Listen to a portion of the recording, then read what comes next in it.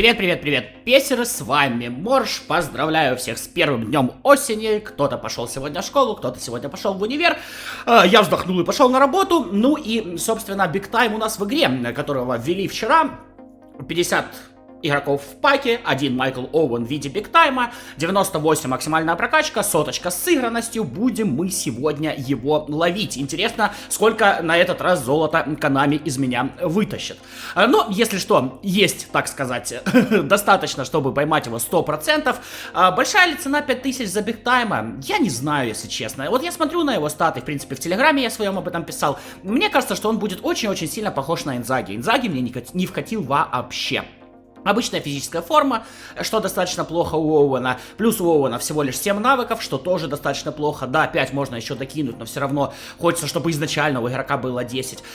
Бегунок с отличным умением атаковать, отличной реализацией, но кроме них похвастаться он особо ничем не может. В любом случае, поймаю и делать ли на него обзор? Не знаю, ребят, почитаю в комментариях. Напишите много комментариев по поводу, да, обзор нужно делать, сделаю. Почему бы на самом деле и нет. Как его прокачивать, я пока не совсем еще для себя сложил. В общем, подумаю над этим всем.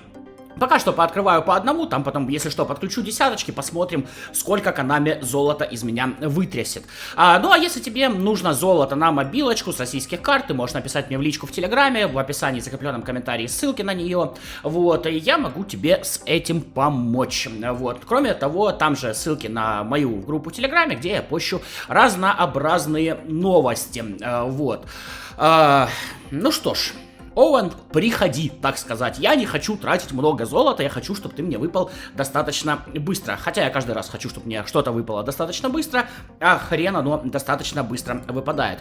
По поводу того, что вот ввели они именно такой пак с одним бигтаймом, я, если честно, Konami здесь не совсем понимаю. У нас есть еще огромное количество футболистов, которые не выходили, вот, которые есть в варианте эпиков и бигтаймов в нашей игре, но они еще не выходили ни разу. Почему их не выпустили в 23-й части, я, если честно, не знаю. Наверное, оставили на 24-ю, но, как мне кажется, когда ты подписываешь контракт с игроком, вот, контракт имеет какое-то время действия. Ну, всегда так и есть, да, вот. И ты уже подписал, это время щелкает, контракт щелкает, а ты его не выпускаешь, то есть не получаешь прибыль с этого подписания, я хрен его знает. Тут мои полномочия все, возможно, в Японии какое-то совсем другое, людям дают экономическое образование, и у них там какие-то очень специфические планы на то, и свои специфические видения на то, как развивать игру, как ее делать лучше. В общем, тут я развожу руками, я просто не понимаю логику. Вот действительно я не понимаю логику, типа, с одной стороны, многие говорят, что вот, PS донатная помойка, да, а я так смотрю, типа, а в каком варианте она донатная помойка?